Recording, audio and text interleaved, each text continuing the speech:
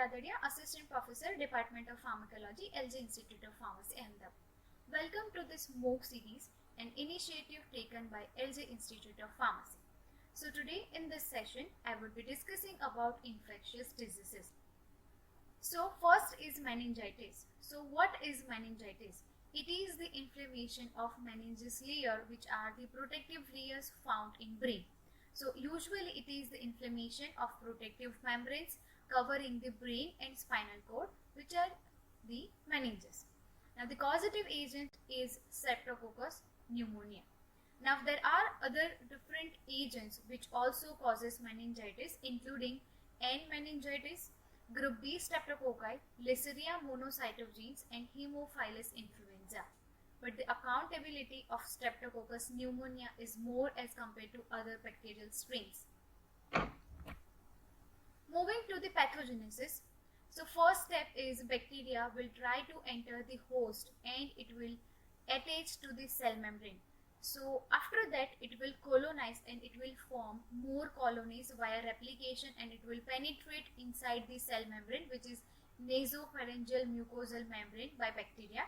And then there, after entering inside the cell, they will transport or they will move to the other sites via blood, via systemic circulation, and then it will try to invade the body's immune system and it will attack the vital organs of body, including CNS, and there they will multiply in the subarachnoidal spaces, which leads to the increased permeability of BBB, which is blood-brain barrier, and it includes the events such as transendothelial migration of granulocytes and monocytes, which leads to the release of cytokines and prostaglandins.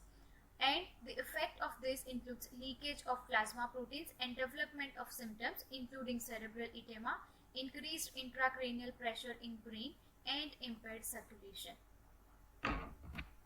Signs and symptoms includes a decreased level of consciousness, stiffness of neck, nausea, vomiting, restlessness, seizures, high-grade fever, severe headache with raised intracranial pressure.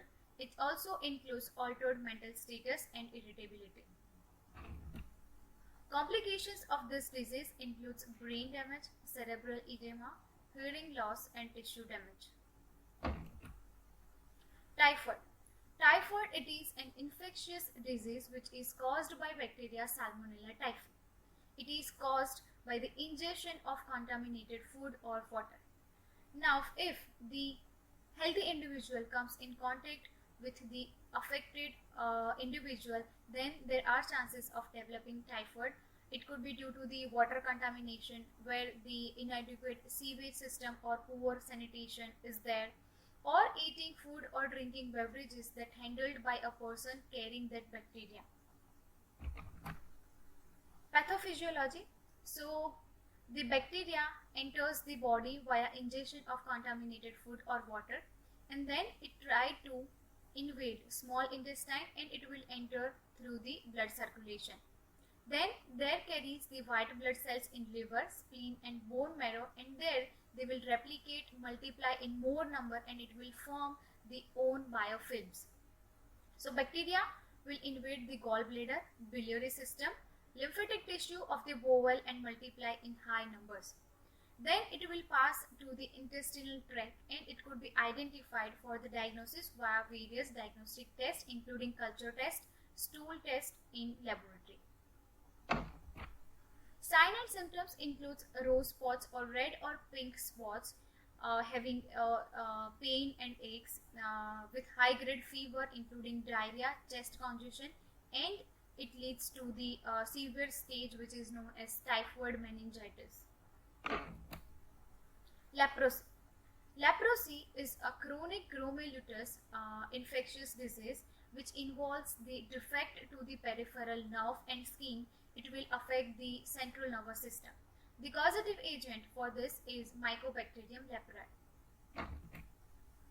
The mode of transmission, it includes via the inhalation, that is via droplet infection, or it transmits by the close contact of person, skin to skin contact with infectious cases, or contact with soil or foments. Other routes, it includes insect vectors, that is mosquito, bedbugs, or tattooing needle. The incubation period, it includes 1 week to 30 years. Mode of transmission, it includes via inhalation, including the droplet infection, or via close contact with infected person. It could be skin to skin contact with infectious patient, or it could be close contact with soil or fomites. Other routes, it includes the insect vectors, including mosquito or bedbugs. The incubation period for this disease, it includes up to 1 week to 30 years. The classic symptoms of leprosy includes muscle weakness, numbness in the hands, arm, feet or legs, and the skin lesions or skin scales.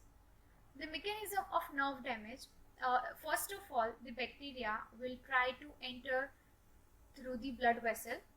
Then it will initiate the inflammatory and immune responses via various immune cells, and this leads to the defect in central nervous system, which is known as demyelination.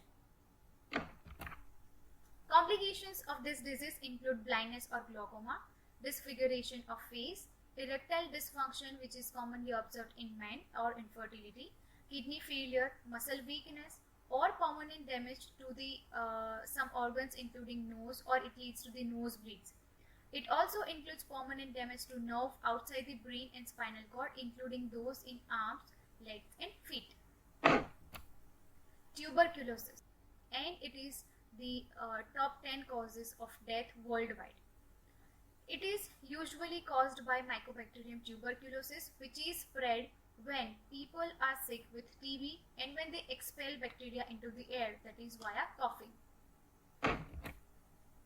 Sign and symptoms include coughing that lasts 3 weeks or more weeks, coughing up blood, chest pain or pain with breathing or coughing, unintentional weight loss, fatigue, fever, night sweats, chills or loss of appetite. Urinary tract infection. It is an infection in any part of your urinary system, including kidneys, ureters, bladder or urethra.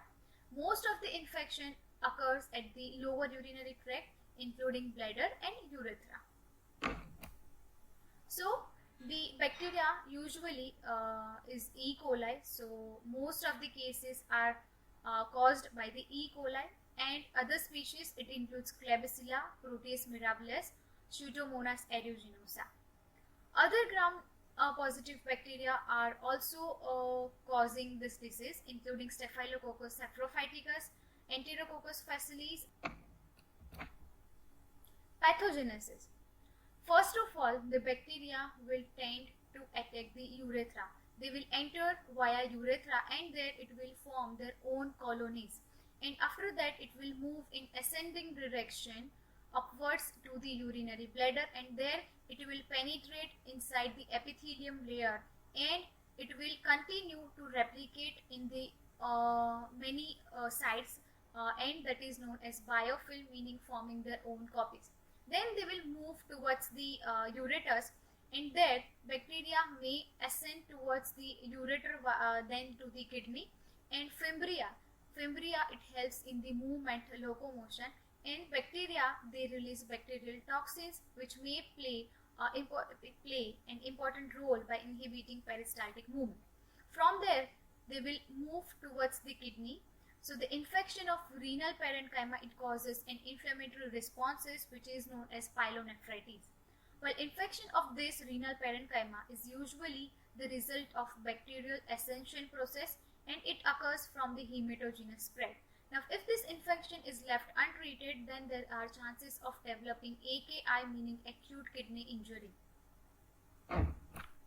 Sign and symptoms include the classic symptom or typical symptom of UTI includes upper back or flank pain with high fever, shaking and chills. It also includes nausea, vomiting, lower abdomen discomfort, frequent and painful urination, sometimes hematuria, which is blood in urine, painful urination with burning urine, and discharge. Complications of this disease include bacteremia, sepsis, multiple organ system dysfunction, including shock and acute renal failure, perinephric abscess, or papillary necrosis, which can be also fatal. Here are some FAQs. Thank you. Please do like, share and subscribe our YouTube channel Pharma Ignite for more updates. Thank you.